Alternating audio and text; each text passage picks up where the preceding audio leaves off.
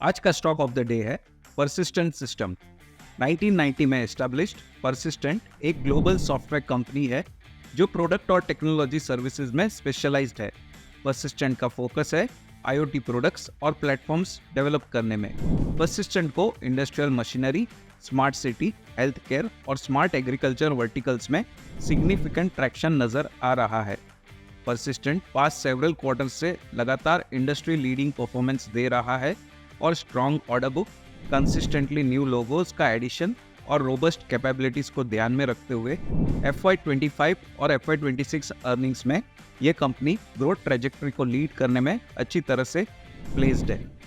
Stock of the day आपको हर दिन बेहतरीन शॉर्ट टर्म ट्रेड की अपॉर्चुनिटी प्रोवाइड करेगा। एवरी मॉर्निंग शेर खान की YouTube चैनल ट्यून इन कीजिए और एक भी अपॉर्चुनिटी मिस मत कीजिए। आपका दिन शुभ हो। धन्यवाद। Investment in securities market are subject to market risks. Read all the related documents carefully before investing.